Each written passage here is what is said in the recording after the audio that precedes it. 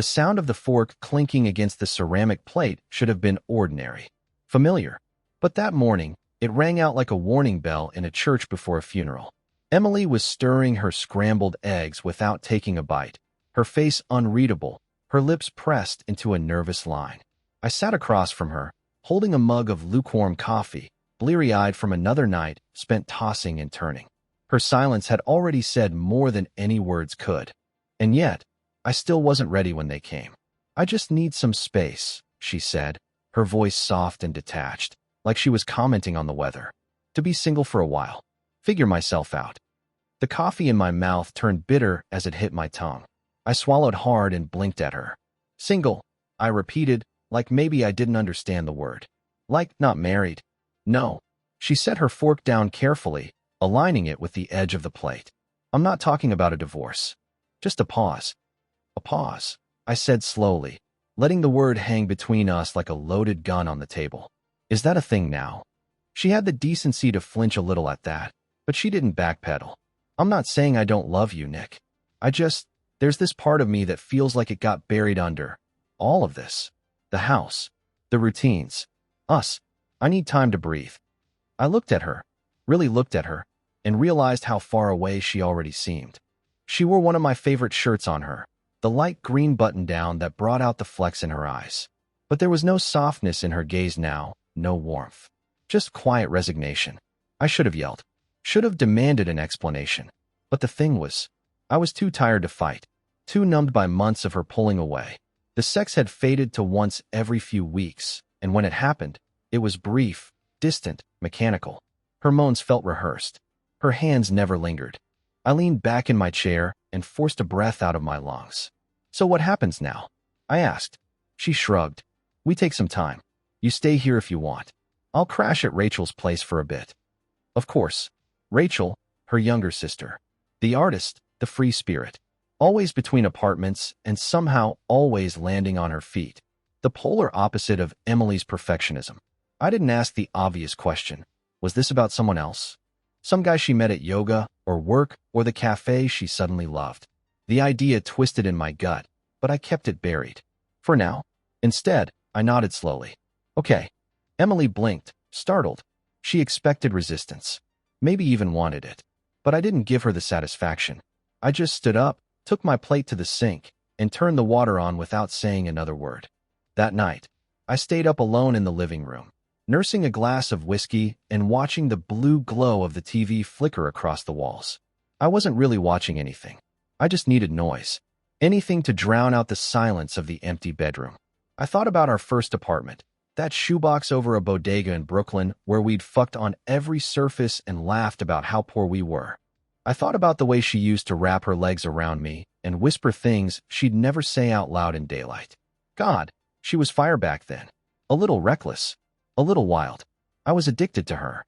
But slowly, over time, she became polished, responsible, controlled. And somewhere along the line, we stopped touching just to touch. Stopped kissing just because.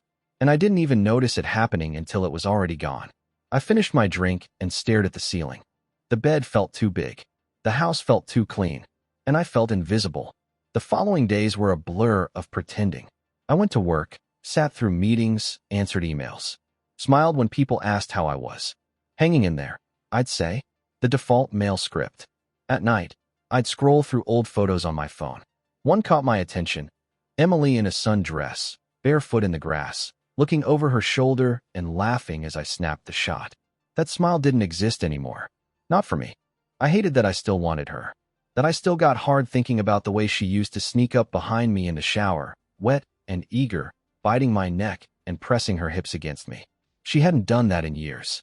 The last time we had sex, really had sex, not the obligatory married version, had been maybe 7 months ago. She'd surprised me after a dinner party, pulled me into the guest bathroom and rode me in silence, her eyes locked on mine. No words, just heat. Afterward, she left first and rejoined the party without looking back.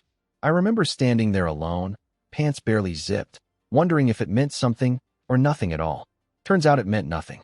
By the third night, the isolation started to gnaw at me. I called a friend, lied and said I was fine. Ordered takeout, didn't finish it. I found myself looking out the front window every time a car passed, half hoping it was her. Maybe she'd changed her mind. Maybe she realized she missed me. But she didn't, and I didn't even know if I missed her, or just the idea of her. The woman she used to be. The one who used to text me at work, "I'm not wearing underwear. Come home for lunch." The woman who used to giggle when I touched her under the table at family dinners. Now I was just the man she needed space from. On the fifth night, I finally went upstairs and stood in the middle of our bedroom. Her side of the closet was still full, but the scent of her was fading. The lavender lotion, the shampoo, all of it being replaced by nothing. I sat on the edge of the bed and picked up her pillow, squeezing it like a man desperate for something real. Something that felt like home. That's when the tears came. Quiet, pitiful things. I didn't sob or wail. Just sat there and let the warm streaks run down my face. Because she wasn't coming back. Not really. And even if she did, I wasn't sure I'd be able to let her in again. The knock at the door came at the worst possible time. I hadn't showered in 2 days. I was wearing the same hoodie I'd spilled whiskey on the night before, and my living room smelled like pizza crust and man regret. I figured it was a delivery guy with the wrong address, or maybe one of the neighbors asking me to move my car from their driveway again.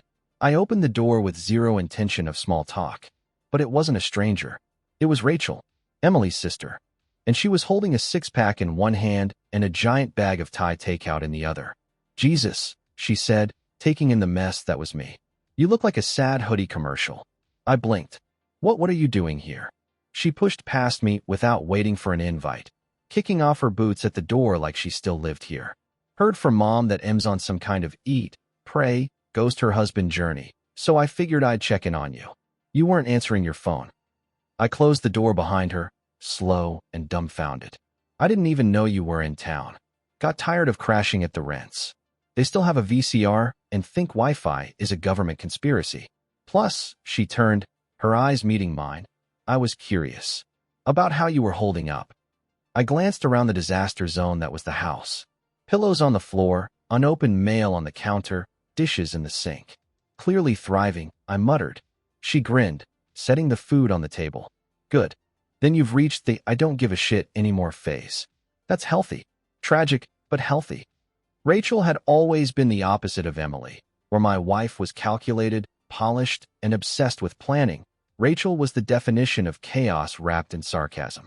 She wore a worn leather jacket over a faded band tee, and her dark hair was messy in that perfectly accidental way. She looked like trouble, the kind of trouble I used to chase before I met Emily. I hadn't seen her in over a year. Last I heard, she was taking time to find herself, which was code for breaking up with some guy and crashing at her parents' house rent-free. She cracked open a beer, handed it to me. "You still drink this garbage?" "I like what I know," I said, sipping it anyway. Spoken like a man freshly dumped. I gave her a sideways glance. She didn't dump me. It's a break. Rachel raised a brow. "MMM. And how's that fiction working out for you?" I didn't answer. She didn't press it. We sat down with the food, eating in silence for a while. It felt bizarrely natural, like we were back in our 20s, scrounging leftovers after a late concert. She cracked jokes between bites of drunken noodles, and I laughed more in that half hour than I had all week. At one point, she caught me staring a beat too long. "What?" she asked, licking peanut sauce off her thumb. I shrugged. "You've changed. Better or worse?" "Different," I said honestly. "More grounded." She snorted. "I'm literally homeless, Nick. Don't mistake temporary homelessness for spiritual enlightenment." We finished the meal and moved to the couch, nursing another round of beers. Her legs curled beneath her, and she tugged my old throw blanket around her shoulders like she belonged there. It felt dangerous, familiar, like lighting a match near dry kindling. "Do you miss her?" Rachel asked suddenly. I didn't answer right away. "I miss who she used to be. Not this version." She nodded, like she understood exactly what I meant.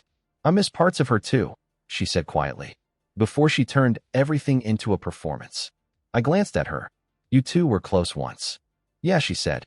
But somewhere along the way, she started managing everyone around her like a PR firm. I never fit into that. We sat in the stillness that followed her words. I could feel her watching me, but I didn't look at her. Couldn't. Eventually, she stretched her arms over her head and let out a long sigh. "You know what you need? Enlighten me. A break from the break." I turned to her. That sounds like the setup to a bad decision. She smirked. Probably. But hear me out. Dad still has the cabin up near Lake Kessler. You remember it? No cell signal. No internet. Just trees, whiskey, and maybe a radio that still plays bad country. I blinked. That place still exists. Oh yeah, she said. And I have the keys.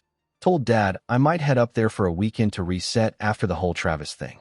I raised a brow. Travis. Ex-boyfriend. Slept with my roommate. Long story. Ends with a broken coffee mug and me crying into a quesadilla. Sounds messy. That's my genre. She leaned forward, her eyes catching mine. Come with me. I laughed, unsure if she was joking. To a cabin? Just you and me? Rachel shrugged. What? You afraid of the woods now? You need air, Nick. Real air. Not this beer and bitterness cloud you've wrapped around yourself. I opened my mouth to protest, to list all the reasons why running off to a cabin with my wife's sister was a very bad idea. But none of the reasons felt convincing. Not even to me. She saw the hesitation in my face and pounced. We won't talk about Emily. We won't talk about feelings. Just two ex-humans trying to remember what it feels like to breathe. I leaned back, exhaling. When would we leave? Her grin widened. Tomorrow. Early. I've already got gas in the car and 2 sleeping bags in the trunk. And if you say no, I'm kidnapping you anyway. I rolled my eyes. You're insane. Yup. I stared at her, weighing the weightlessness she offered. And then I said, fine. She clapped once. Yes. The sad hoodie man is taking a field trip. And just like that, I said yes to the thing I hadn't known I needed. The road twisted like a lazy snake through the mountains, the pines thickening with every mile. Rachel had one arm hanging out the passenger window, fingers slicing through the wind like she was conducting some invisible orchestra. Her boots were on the dashboard. She hadn't stopped humming since we left the gas station an hour ago. You good over there, Thoreau? I asked. She turned, grinning. Better. You're driving, and I'm not hungover, which is a rare combo. This trip already feels like a good call. I offered a non-committal grunt, eyes back on the road. It had taken everything in me not to text Emily before we left, something instinctive, polite, like heading out of town, be back in a few days. But that felt ridiculous. She was the one who asked for space. I figured disappearing into the trees for a while was finally giving her what she wanted. The tires crunched gravel as we reached the turnoff. A battered wooden sign barely visible through the brush read, Kessler Ridge, 2. For miles. We bumped along the dirt path, branches clawing at the sides of Rachel's beat-up Subaru like they wanted to keep us out. This place hasn't changed a bit, she said, sitting up straighter, her voice almost reverent. I used to sneak cigarettes out here when I was 15. Thought Dad didn't know. I laughed. He knew. She gave me a playful shove. Liar. Nope. He told me once while we were stacking wood. Said, Rachel's sneaky, but she doesn't realize her smoke floats through the trees like a damn fog machine. Rachel groaned. God, I was so cool. The cabin appeared just as I remembered, small, unpainted, with a tilted porch and moss creeping up one side. The kind of place where time stalled and you couldn't be reached unless someone physically showed up. I parked beside an old stump and killed the engine. The silence wrapped around us immediately. Home sweet dysfunctional home, Rachel said, hopping out. Inside, the air smelled like cedar and old fire. Dust hung in the light like lazy snow. We spent the first hour sweeping out cobwebs, stacking logs near the fireplace, and arguing about who would sleep where. I'll take the couch, I offered. She tilted her head. You sure? Yeah. She didn't argue, just gave me a short nod and tossed her duffel on the creaky bed in the back room. By late afternoon, we'd unpacked, restocked the shelves with canned goods, and built a fire that spat sparks into the fading daylight. I stood at the edge of the porch, watching the light bleed gold across the treetops. You look like a man about to write poetry, Rachel said, stepping up beside me with 2 beers in hand. I took one and clinked the glass against hers. I'm just thinking. Dangerous pastime. We drank in silence for a while. Something about the way the woods swallowed sound made it feel like the world had shrunk to just the 2 of us and the endless quiet. She leaned against the railing. You ever think about just not going back? I looked at her. To what? To all of it. Work. Expectations. People who say they love you but then vanish the second they get bored. Her voice was casual, but there was something sharp under it. Talking about Travis again? Among others, she said. I've got a whole playlist of disappointments. He's just the most recent track. I didn't press. The fire popped behind us, the only response necessary. We cooked dinner over the old gas stove, canned chili with too much hot sauce and a pan of baked beans that we burned slightly, which somehow made it taste better. We sat on the floor and ate by firelight, Rachel's bare feet tucked beneath her as she told me a story about nearly being arrested for accidental trespassing during a camping trip in Utah. Her eyes lit up when she talked. Animated. Free. I'd never noticed that before. I'd always seen Rachel as the wild sibling. The one who couldn't hold down a job, couldn't keep a boyfriend, couldn't stay in one place for long. But sitting there, laughing with a mouthful of beans, she didn't seem lost. She seemed alive. And somewhere in the middle of her story, as she mimed scaling a fence and swearing at a park ranger, I caught myself watching the curve of her lips more than the words coming out of them. That realization hit hard. Shit, Nick. I stood too quickly, brushing crumbs off my jeans. I'll grab more wood. Already? She asked, looking amused.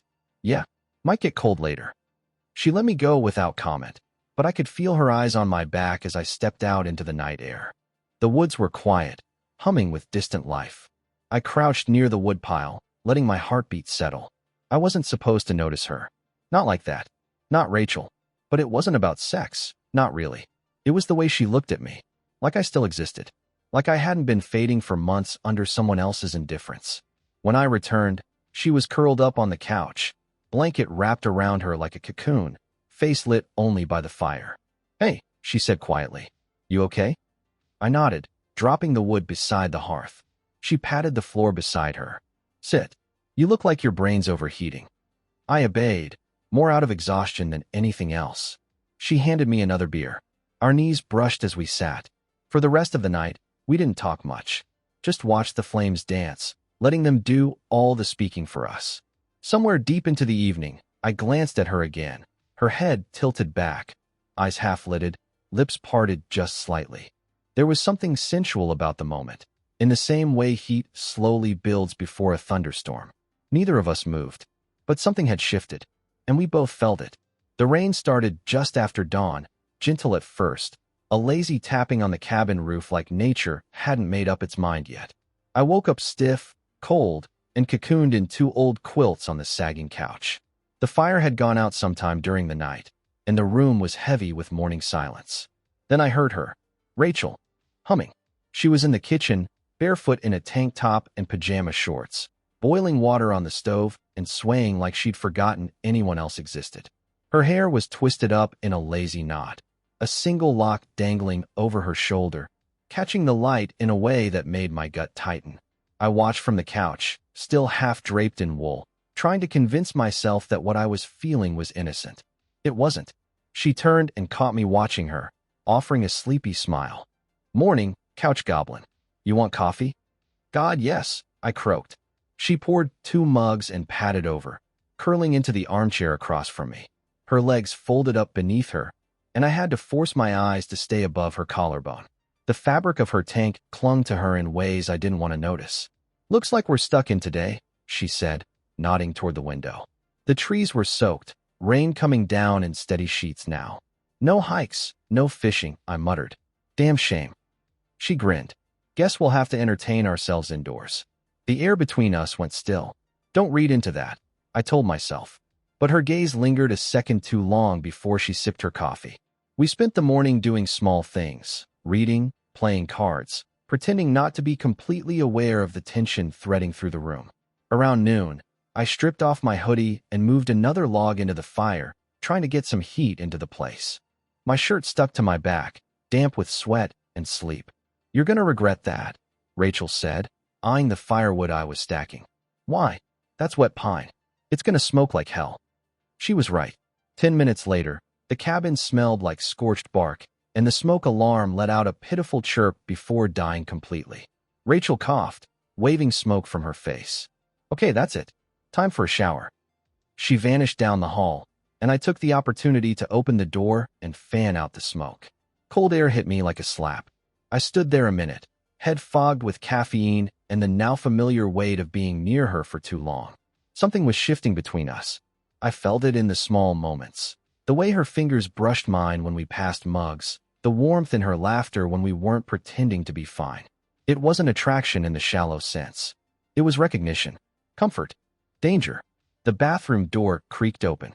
Steam spilled out like fog. Rachel stepped into the hallway wrapped in a towel. Just a towel, skin flushed from the heat. Her collarbones were damp, hair dripping water down her spine. She caught me mid-glance, and instead of blushing or covering up, she raised a brow. "You're up." "Uh-huh. Shower's all yours," she said, stepping past me. Her bare shoulder brushed mine. I froze. She didn't look back. I took the shower because I needed to. For sanity, for heat, for the illusion of cleansing something I couldn't name.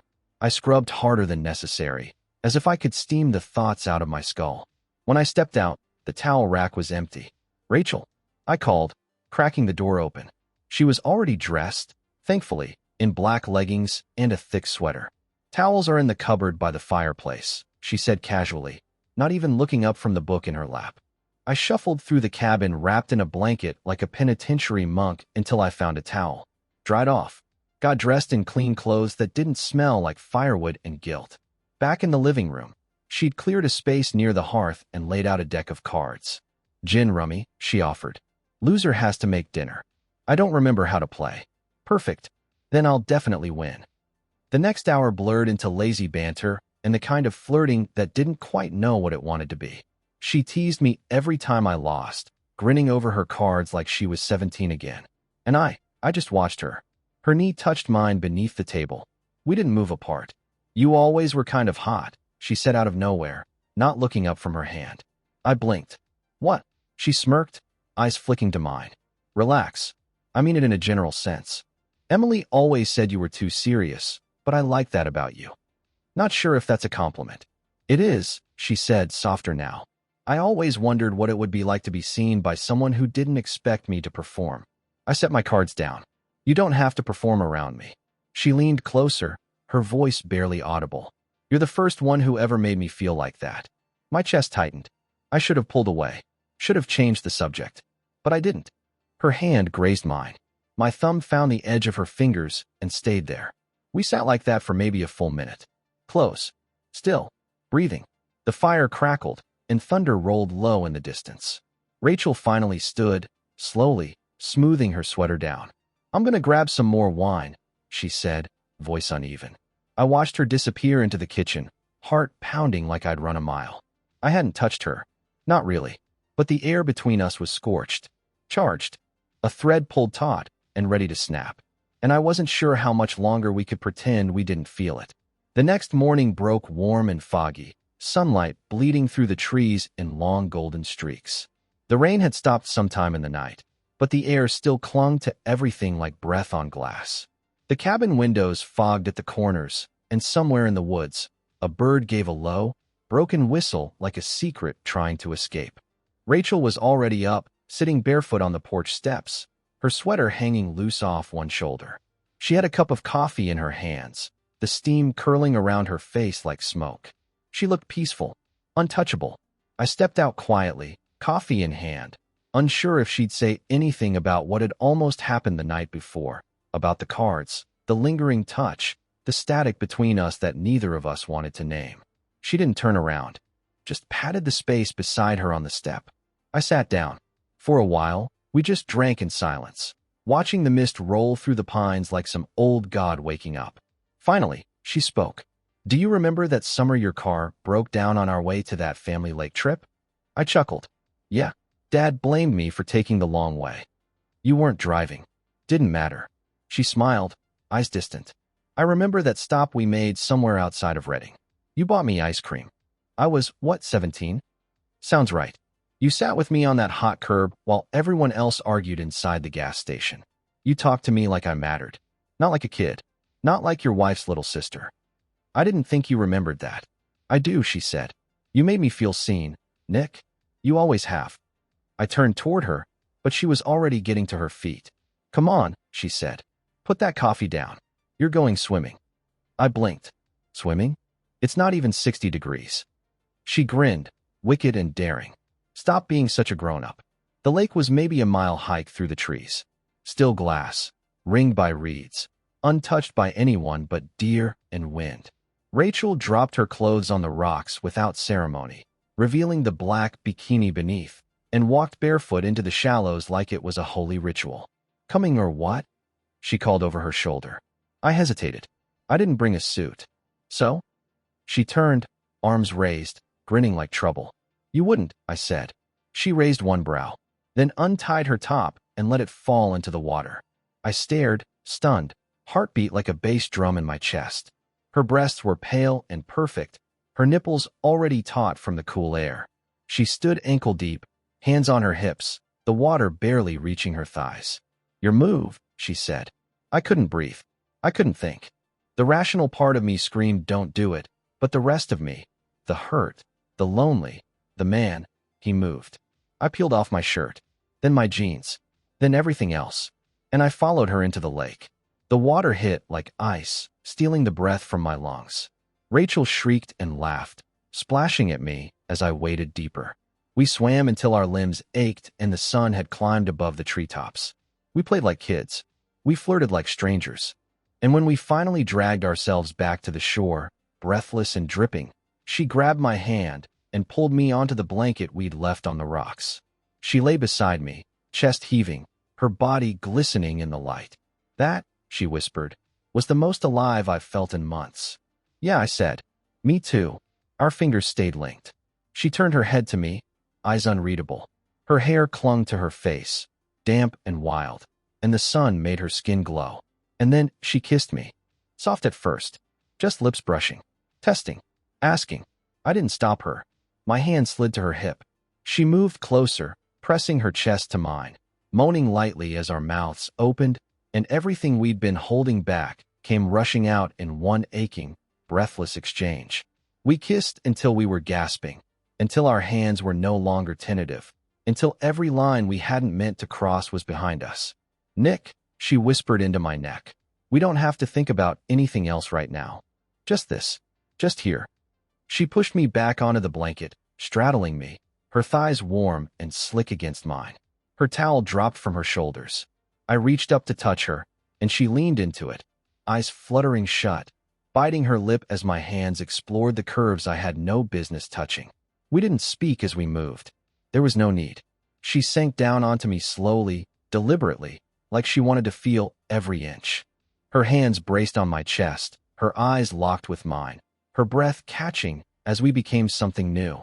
The rhythm started slow, aching, intimate, like we were memorizing each other with every thrust. Her nails dug into my chest. My hands gripped her waist. The blanket bunched beneath us. The air around us buzzed with heat and wrongness and need. When she came, she cried out my name. Not a whisper, not a mistake, a declaration. I followed seconds later, the tension ripping through me like lightning. We collapsed in a tangle of limbs, chests heaving, hearts beating too fast. Neither of us moved. Neither of us spoke. The lake shimmered in the distance. The sun warmed our cooling skin. Eventually, Rachel rolled onto her side and traced a line down my arm with her finger. "That shouldn't have happened," I said. "I know," she said softly. And yet, neither of us got up. Because somehow, in that moment, the wrong thing had never felt so devastatingly right. I woke to the sound of birds. Not the bright, chirping kind from some happy movie scene. These were low calls, distant and hollow, like they were warning each other of something broken nearby. A forest whispering its secrets. My arm was numb. Rachel lay draped across my chest, her leg tangled in mine, skin warm, breath steady. The fire in the hearth had burned to faint orange coals. A sheet was wrapped loosely around our lower bodies. The rest of us was bare. For a moment, maybe 2 seconds, I let myself enjoy it. Her weight on me, the scent of smoke and skin, the memory of the night before washing back in slow, devastating waves. Then guilt hit like a blow to the chest. I stared at the ceiling. Everything came into sharp, cruel focus. Emily, her voice, her face, her trust, or what was left of it. Her sister. I was in bed with her sister. Rachel stirred, then stilled. She was awake. I could feel it in the way her breathing changed, the way her fingertips twitched against my side. But she didn't move. Neither did I. Finally, she spoke. "You're thinking too loud." I said nothing. She pushed herself up slightly and looked down at me. Her hair was a mess of dark curls, her lips still kiss-swollen. She looked like sin and softness all at once. "I know what you're feeling," she said gently. I felt it too, for a few seconds. Then I remembered something. "What?" She rolled onto her back beside me, staring at the ceiling. "That you're not married right now. Not really. Not in any way that matters." She said it was a break, I murmured. Rachel turned to me. She left. She walked out. She asked for space without considering what it would do to you. I sat up, resting my elbows on my knees. "That doesn't make this okay." She didn't argue. Just let the silence grow between us, thick and uneven. "I didn't plan for this," I added. "I know," she said. "Neither did I." We dressed slowly, each movement echoing like guilt. My clothes still smelled faintly of smoke and lake water. Rachel pulled on an oversized sweater and leggings and tied her hair up without looking in the mirror. She made coffee while I stood uselessly near the fire, feeding it logs like it might burn the night out of existence.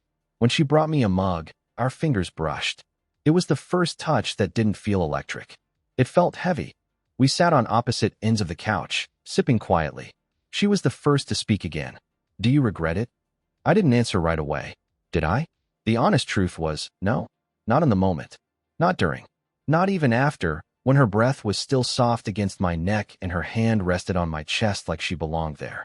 But now, in daylight, with reality creeping in through the cracks, I regretted that it couldn't mean something more, that it had to be tangled in everything else.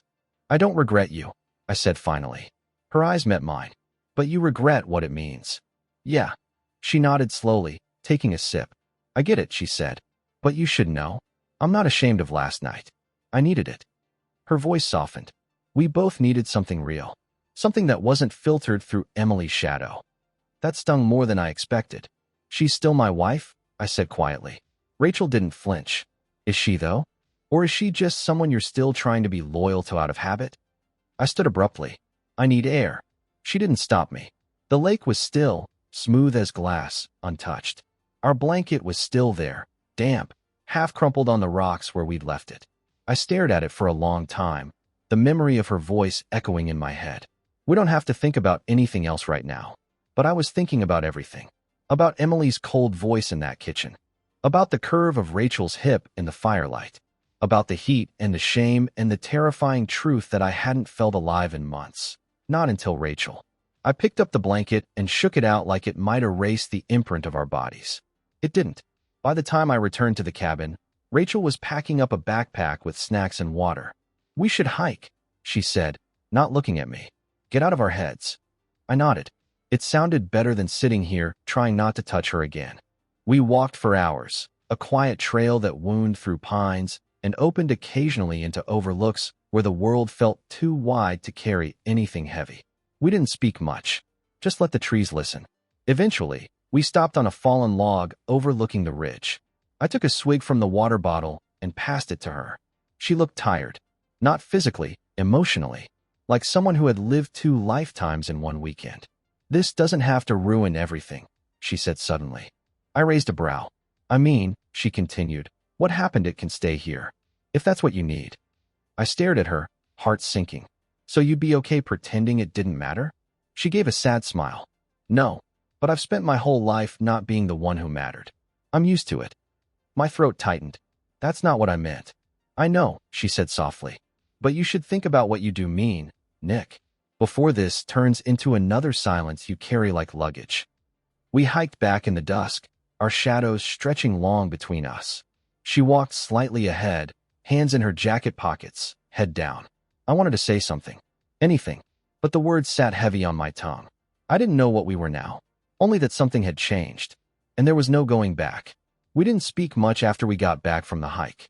Rachel dropped her backpack on the table, peeled off her jacket, and went straight to the back room. I heard the old bed springs creak as she collapsed onto the mattress. I stood in the kitchen, staring at a can of beans in my hand, pretending I was hungry when I wasn't. Everything between us felt like glass now, still, beautiful, and one word away from shattering. By the time I got a fire going and reheated the leftover chili, she reappeared. No makeup, hair a mess, sweater sleeves pulled over her hands. She looked younger, sadder. "Dinner," I offered. She nodded. "Thanks." We sat on the floor again, this time on opposite sides of the coffee table. I tried not to watch her too closely. She tried not to seem like she noticed. It was all restraint and pretending, like we were back at the first night. She pushed her spoon around the bowl. You know what the worst part is? What? Knowing it won't be the sex that breaks everything. It's the silence afterward. I blinked. You really believe that? She looked up at me with a faint, tired smile. Of course. Sex is noise. Confusion. It's the quiet that kills people. The things we don't say. I set my bowl aside. You want to say something? She shrugged. Let's play a game. Okay. Confessions, she said. You tell me something you've never told Emily. I'll tell you something I've never told anyone. That's not really a game, I said. Sure it is, she said. Only rule is you have to be honest. I considered it. I was too tired to argue, too wrung out to deflect. So I started. Sometimes, I said, I used to pretend to be asleep when she'd crawl into bed next to me. Not because I was mad. I just didn't want to engage. I didn't want to hear about how her day had gone. I didn't want to talk. I just wanted to rest. And it made me feel like a terrible husband. Rachel nodded like she understood completely. You weren't a terrible husband. I raised a brow. Your turn. She inhaled. I've never had someone stay. I blinked. What do you mean? I mean, every guy I've dated, every person I've tried to connect with, they all leave. Maybe not right away, but eventually. I'm like a spark. Fun, unpredictable, exciting for a while. Then gone. Or forgotten. She looked away. I think I've stopped expecting people to stay. I just wait for the moment they don't. Something in me cracked. I wanted to reach across the table, take her hand, tell her that wasn't how I saw her. But I didn't trust myself to say it without it sounding like another half-promise. So I offered another confession instead. Emily told me she wanted a break 6 days after we had sex, I said. That was the last time. And it wasn't even good. It felt like obligation. Like a goodbye neither of us could say out loud. Rachel's expression didn't change. She just reached for the bottle of wine beside the fire and poured us both a glass. My turn, she said. I once slept with a guy because he said I reminded him of someone he used to love. I think I just wanted to feel like someone worth remembering. She looked up at me. Pathetic, huh? No, I said. Lonely. We drank. Let the confessions spill like slow poison. I used to imagine what it would feel like if she touched me like she wanted to again. I'd sit on the couch with her beside me and think, is this what dying slowly feels like? I tried to be the version of me Emily could like. Polished. Safe. But sometimes I think she married me because I was the opposite of you. Rachel's eyes flicked up, caught mine. Is that what you were? The safe choice? I hesitated. I think I was the dependable one. And she wanted something solid after years of chaos. And now, she asked, now that the dependable one is here with the chaos? I didn't answer. She crawled around the coffee table, slowly, as if waiting for me to stop her. I didn't. She kneeled between my legs, her hand on my thigh, eyes never leaving mine. You're not safe anymore, Nick, she whispered. You're choosing. I reached up, cupped her face, felt her lean into the touch like it was something she'd needed for years. We kissed again, softer this time. Slower. Like neither of us was trying to prove anything. Like this wasn't a mistake. It just was. We made love again, there on the cabin floor, the fire painting shadows across our skin. No blankets. No rush. No regrets. Afterward, she lay in my arms, head on my chest, tracing patterns with her finger over the scar near my collarbone. Can I ask you something? She whispered. Yeah. If she called tomorrow, said she wanted to try again, would you go back? I didn't answer right away. I could feel her breath catch. I don't know, I said honestly. She nodded. Fair. But if I did, I added, I think I'd spend every second wondering what I left behind. Rachel turned her face into my chest and said nothing. The fire crackled, and outside, the woods held their breath. The final morning at the cabin came too quietly. There was no dramatic thunderstorm, no aching argument, no dramatic regret. Just the soft clink of dishes as Rachel moved through the kitchen and the slow, inevitable unraveling of everything we'd wrapped ourselves in. I sat on the porch, coffee in hand, eyes fixed on the line where the fog met the trees. The fire from the night before had burned to white ash. My body still ached in the best ways, from hiking, from cold lake water, from the intimacy that never once felt cheap. I wasn't used to things that felt good also feeling doomed. Inside, I heard Rachel laugh faintly at something. A podcast maybe, or just herself. For a moment, I pretended it was ours. That this was normal. That we were just two people who took a weekend trip into the woods and found something rare and alive. Then my phone buzzed. It was almost comical, the way the signal returned like a ghost creeping up behind me. The bars lit up one by one. A single voicemail notification blinked at me from the screen. Emily. I didn't listen right away. I just stared at the name. It was like hearing someone say your own name after a long silence. Familiar. Jarring. Wrong. I stood, walking slowly back inside. Rachel was wiping the counter with a dish towel, her hair tied up, face clean and content in a way I hadn't seen since we arrived. Signal's back? I said, holding up the phone. She paused. So the spell breaks. I nodded, not trusting myself to say anything more. She walked over and took the phone gently from my hand. Her thumb hovered over the screen. She left a message? Yeah. Play it. I hesitated, but the look she gave me was steady. No jealousy. No fear. Just a kind of quiet permission. I pressed play. Emily's voice came through with a stutter of static and hesitation. Hey, I'm back in town early. I've been thinking. A lot. I know this break was my idea, but I think I made a mistake. I miss you. I miss us. Can we talk?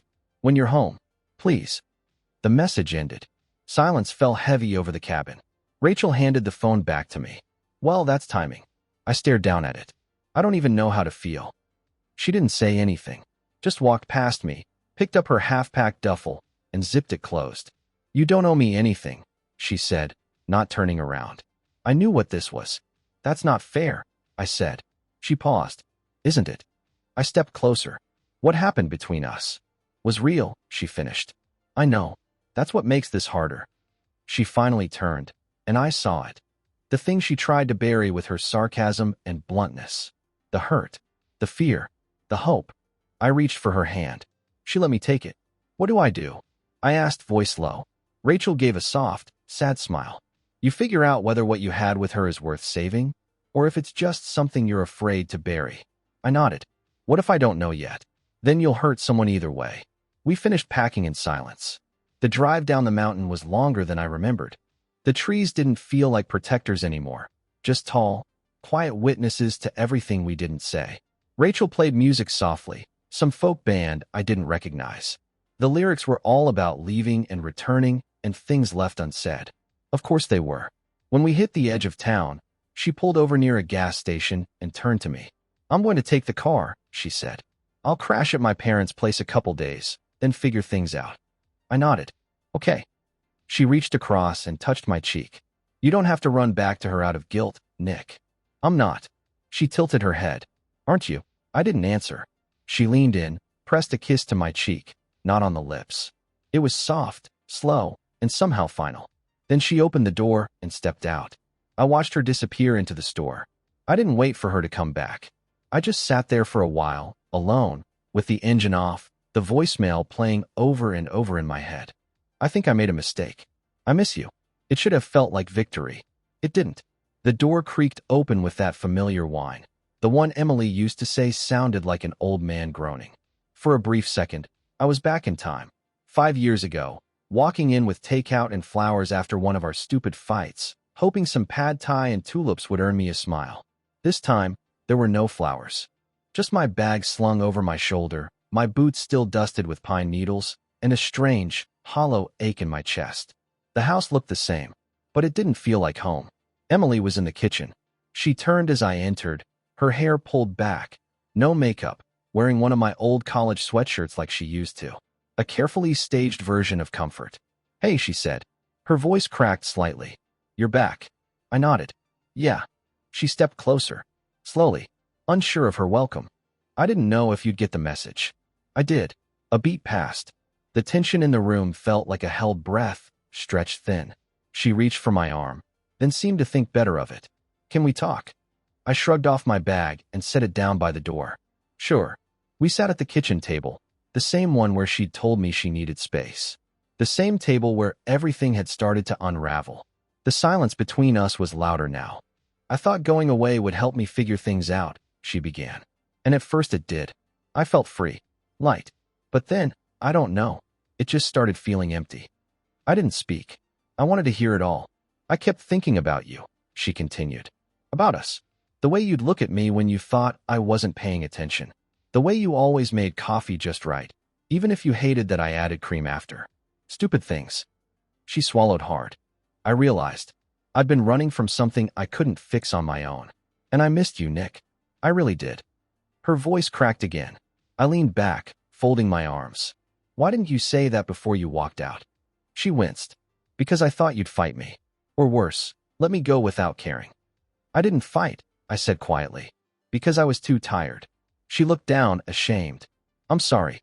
For all of it. For how I made you feel invisible.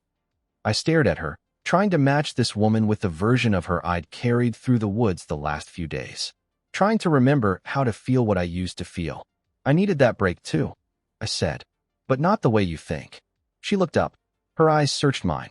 Did something happen? There it was. The question. I didn't answer. Not yet. Not then. Instead, I said, you said you missed us. But which part, Emily? The version of us from 5 years ago? Or the one where we barely touched each other? She opened her mouth, then closed it again. I don't know. We sat in silence. She reached across the table, slowly, and took my hand. It didn't feel electric. It felt foreign. We tried, that first night, to pretend. We ordered dinner from our old favorite spot. She put on one of those indie playlists we used to listen to when cooking together. She poured us both a glass of wine and curled up on the couch next to me, head resting lightly on my shoulder. But it all felt staged, like we were playing roles we'd long since forgotten the lines to. That night, we lay in bed, the bed I hadn't touched in a week, side by side, clothes still on, backs to each other. At some point I heard her breath hitch, soft and quiet, and I knew she was crying. But I didn't turn around. The next morning, I woke before her. The sun hadn't risen yet, but the light was beginning to change. I walked through the house. Our house, in the early quiet.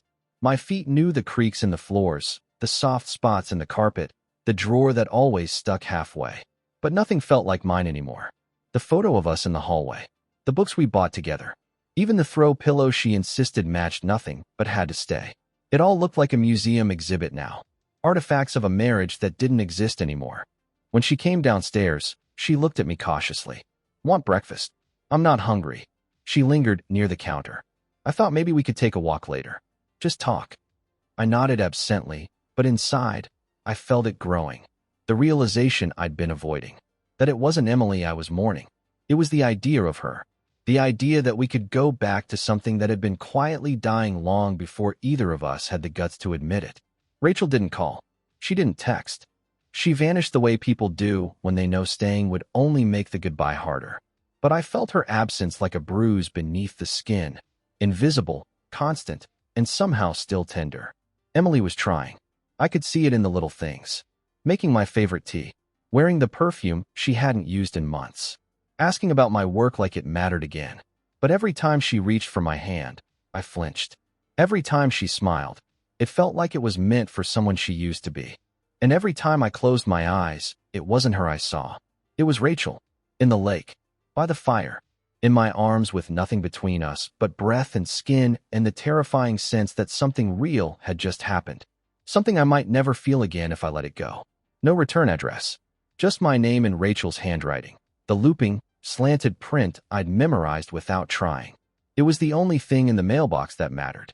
I stood in the driveway for what felt like a long time, the envelope soft in my hand, the air around me strangely still. I didn't open it right away. I knew what it was. Back inside, Emily was upstairs, probably on a Zoom call with her therapist, the third one this week. She was trying. I couldn't deny that. She was cooking again, planning weekend trips, offering to go to couples therapy. There were days when I almost believed we could make it work. And then there were days like today, when a simple envelope knocked the air out of me. I sat at the kitchen table and slid it open. The paper was thick, cream-colored, a page and a half, handwritten, no crossed outlines. She had taken her time with this. Nick, if you're reading this, I'm already gone. Not in the dramatic sense. I didn't vanish. I just left the state, packed what I could into my car, and drove west until the air started to feel new. I didn't write to say goodbye because you never asked for a hello. What happened between us wasn't planned, but it also wasn't an accident. I think we both knew, long before that kiss, that something was going to break. I just didn't expect it to be me. I meant what I said, about feeling seen. About you making me feel like I mattered. I didn't come to the cabin looking for that. I came to get away from my own mess. Turns out we were both running from ghosts. When Emily called, I watched your face. I saw you flinch. Saw the guilt pull your shoulders in. I knew you wouldn't choose me. Maybe not because you didn't want to, but because the idea of destroying something, even if it's already cracked, scares you more than being unhappy. I don't hate you for it. I don't hate her either. I just couldn't stay to watch you try to rebuild something that you already left the moment you touched me. You may not believe this, but I want you to be happy. Truly. Whether that's with her, or alone, or someday with someone else entirely. As for me, I'm starting over. Again. But this time, I'm not waiting to be chosen. I'm choosing myself. Thank you. For the cabin. For the firelight. For the truth. Don't come looking for me. If you do, it won't be the same. I read it once. Then again. Then a third time, my eyes stinging by the end of it. She hadn't begged. She hadn't asked me to leave Emily. She hadn't even blamed me. Somehow, that hurt more than if she had screamed in ink. I sat there for a long time, the house too quiet. The sunlight poured across the table, catching the edges of the page like a spotlight. My fingers curled around the letter like it was the last part of her I'd ever touch. And maybe it was. Emily came down the stairs eventually. She saw the paper in my hand and paused. What's that? I looked up slowly. It's from Rachel. She froze. Oh, I didn't elaborate. She didn't ask. Instead, she walked to the fridge and poured herself water, her back turned to me. The distance between us stretched again, not as wide as it had been, but wide enough. And this time, I felt no desire to bridge it. I took the letter upstairs and tucked it into the top drawer of my desk. Not hidden, exactly, but not on display. Some things aren't meant to be forgotten, but they're not meant to live out loud, either. The week that followed passed like fog. I went to work, came home, ate, slept beside a woman I used to know. We tried to talk one night, really talk, but everything felt like a chess game. Careful moves, avoiding landmines. I couldn't fake it. Not with her, not with myself. And the thing was, Emily could feel it too. I saw it in her eyes every time I drifted off during a conversation, or pulled away from a kiss that lacked the old rhythm. There was no anger in her, just resignation. We were pretending, but we both knew the stage was empty. On Saturday morning, I went for a drive. No destination, just the road and my thoughts. I passed gas stations and strip malls and quiet, winding back roads until I reached the overlook above the river. I parked and stepped out. The view was stunning. Hills blanketed in late summer green, the river gleaming below like melted silver. I sat on the hood of the car, pulled the letter from my jacket, and read it one more time. Not for clarity, not even for closure, but to remind myself that it had been real, that I hadn't imagined her hands on my skin or the sound of her laugh as we dried off by the lake, that someone had looked at me and wanted more than what was left of me. I folded the letter, slid it back into my coat, and stared out at the horizon. I didn't know what came next, but I knew it wasn't here, and it probably wasn't there, either, in the house where the air had stopped breathing a long time ago. Somewhere out there was the version of me that had felt alive again, and I wasn't sure I could live without chasing it. Emily's voice cracked the moment I told her. We were standing in the living room, a half-finished dinner cooling behind us on the table. I hadn't planned to say anything that night, but pretending had started to feel like a slow kind of suffocation, the kind where you don't realize how badly you're gasping until the air finally returns. I need to tell you something, I said. She turned toward me, hopeful. Yeah. My heart thudded once hard. At the cabin, something happened. Her smile faltered. Something? With Rachel. The silence between us collapsed into itself like a building. She blinked. Once. Twice. With my sister? Her voice came out small, disbelieving, as if she thought maybe she'd heard me wrong. I didn't flinch. Yes. Her face twisted, cycling through emotion faster than I could track. Disbelief. Hurt. Fury. Something close to betrayal, and something much colder than grief. Oh my God, she whispered. You slept with her? I didn't answer. You had sex with my sister? Still, I didn't speak. She backed away from me slowly, like I was radioactive. When? Was it how many times? I looked at the floor. It wasn't like that. Don't you dare, she snapped, voice sharp enough to cut bone. Don't you stand there and romanticize it. I raised my head. I'm not. But I'm not going to lie to you either. Tears were streaming now, but she wasn't sobbing. She wasn't breaking down. She was unraveling in slow motion, in that scary, precise way people do when they're done pretending it can be fixed. I asked for a break, she said quietly. I didn't ask you to destroy us. We were already destroyed, Emily, I said. You just gave it a name. She looked like she wanted to hit me, or kiss me, or both, but she did neither. Instead, she turned and walked out of the room. She didn't pack a bag. She didn't slam the door. She just left, without another word. And for once, I didn't follow, because there was nothing left to defend. I packed that night. A bag, just the essentials. A few clothes, my boots, the letter from Rachel. I didn't know exactly where I was going, or maybe I did. The road up the mountain was darker than I remembered. The trees pressed closer. The turns felt sharper. But I kept driving, because some part of me knew what I was chasing. Not a woman. Not even redemption. Just clarity. When I reached the old trailhead near the ridge, I parked and stepped out. The air was cooler now. The season was turning. My breath fogged in the air as I walked the familiar path. Each footstep felt louder than it should have. Each memory returned like a phantom. Rachel's laugh echoing through the trees. Her toes dipping into the lake. Her face illuminated by firelight. That small smile she gave me when she thought I wasn't watching. I reached the clearing just as the last light was disappearing behind the hills. The cabin stood exactly as we'd left it. Quiet. Waiting. I stepped onto the porch, hand on the doorknob. It creaked open, and there she was. Rachel, sitting cross-legged on the floor, her back to the fire, a worn paperback in her lap. She looked up, startled at first. Then she saw me, really saw me, and something in her expression cracked open. A breath, a smile. She didn't say anything. Neither did I. I stepped inside, heart pounding in my chest, hands trembling in a way that had nothing to do with the cold. She rose slowly, the book slipping to the floor. Her eyes never left mine. I wasn't sure you'd come back, she whispered. I wasn't sure either, I said. But the further I got from you, the more lost I felt. That was the truth. Raw, unfiltered. She stood there, hesitating for only a beat, then crossed the room and wrapped her arms around me.